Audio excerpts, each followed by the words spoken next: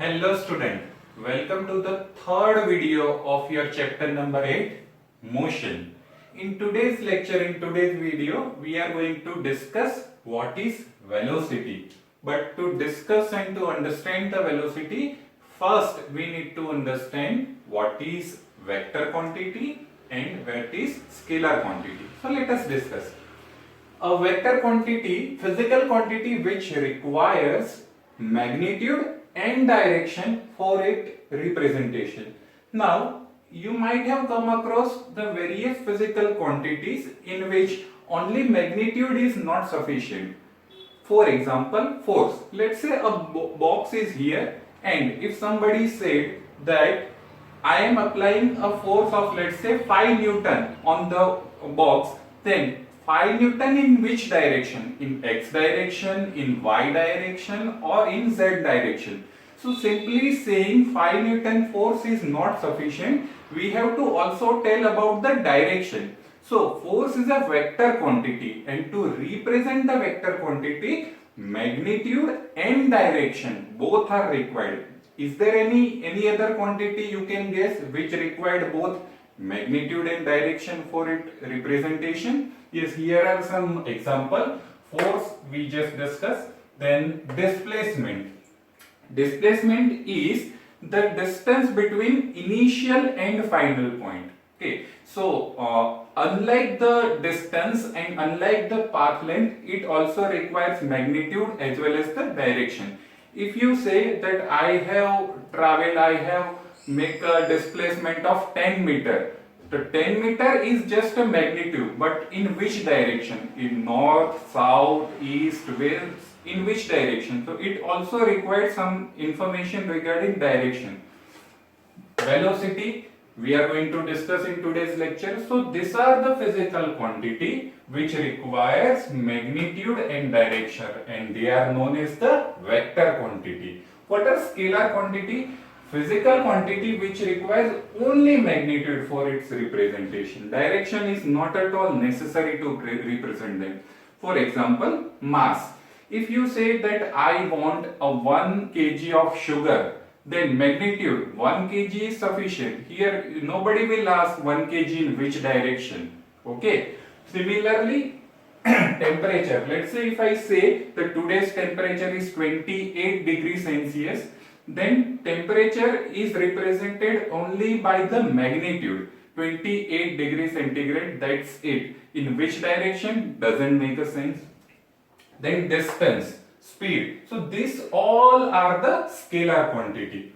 So now the difference is clear. What do you mean by vector quantity and what do you mean by scalar quantity? Now if you have understood this difference, then let us proceed further. Next is velocity. In the previous lecture we have seen the rate of motion. That rate of motion is nothing but the speed. Okay, so that is a distance divided by time. But velocity also require direction. So when the speed is distance divided by time, velocity is displacement divided by time. So definition of velocity is displacement covered by object in unit time.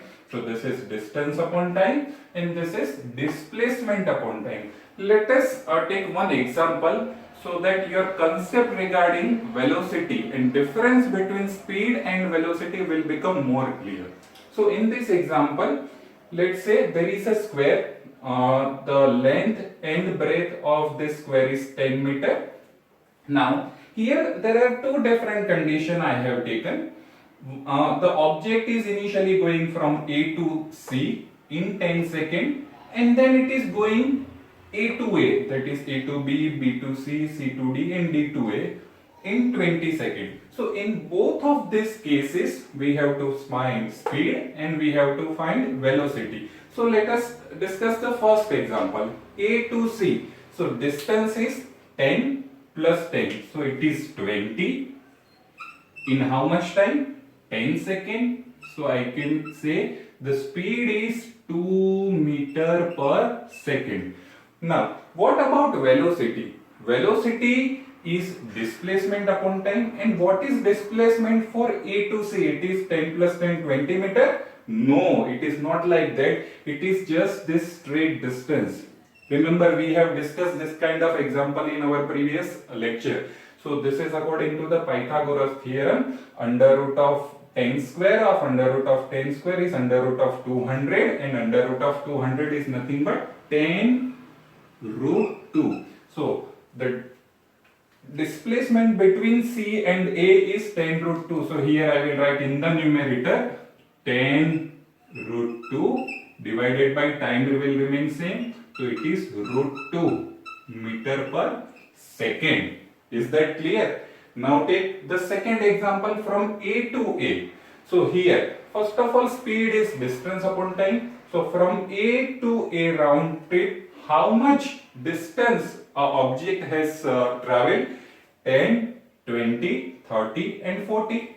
So 40 divided by time 20 seconds. So it is once again 2 meter per second. Now can you tell me how much displacement from A to A object have traveled? Can you guess?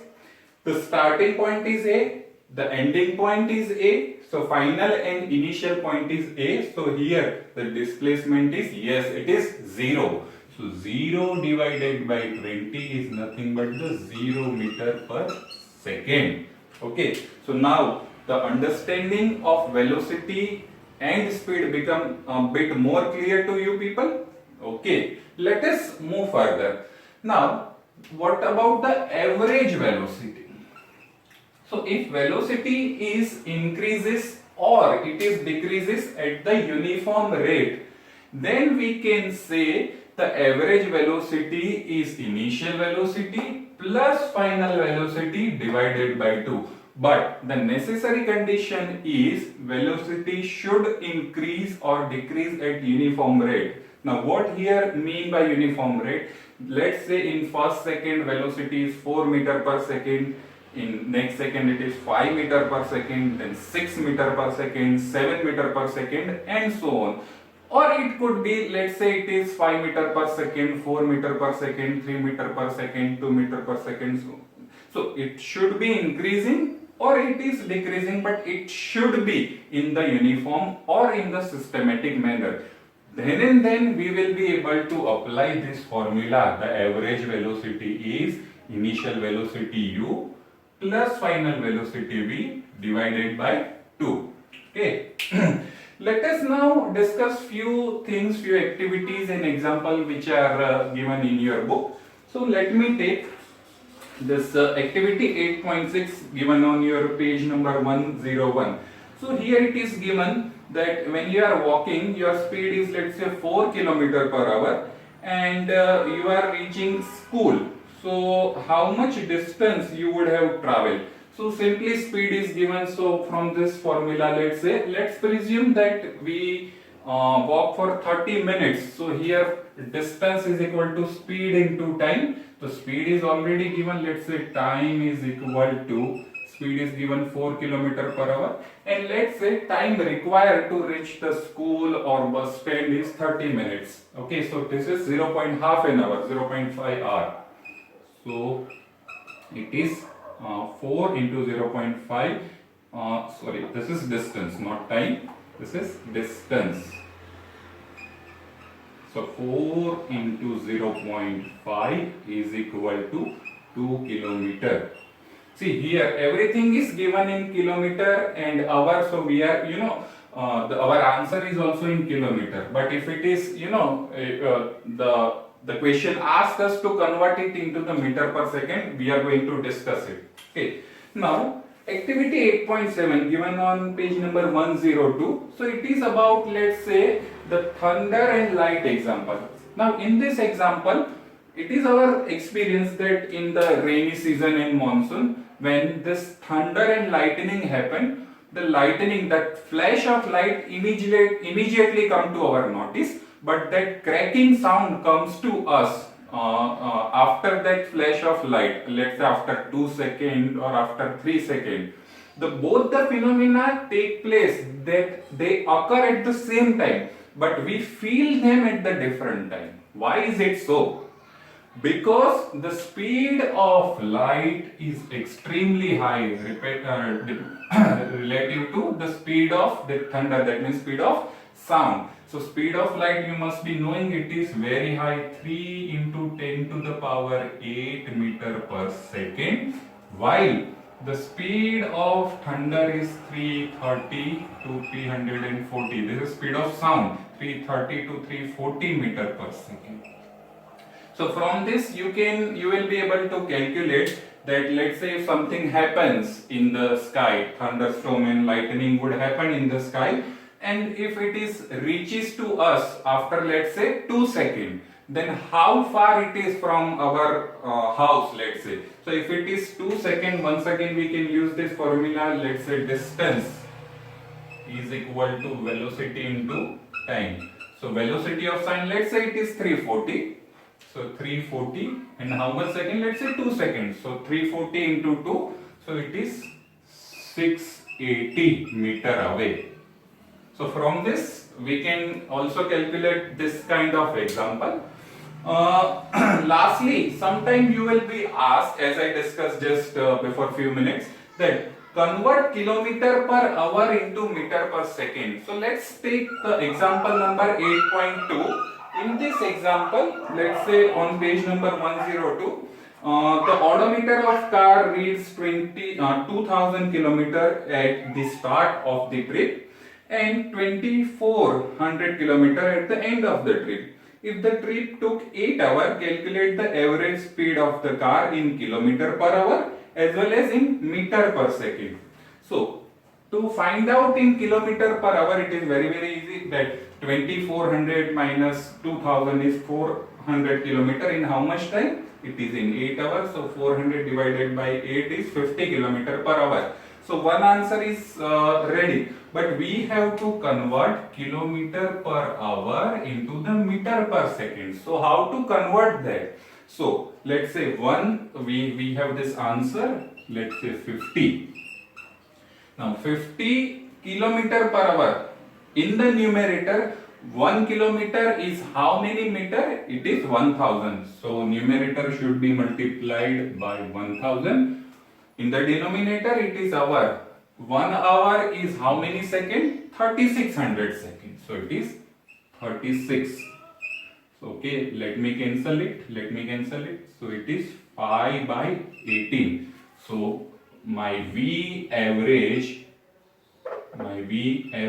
in meter per second is equal to 50 into 5 upon 18.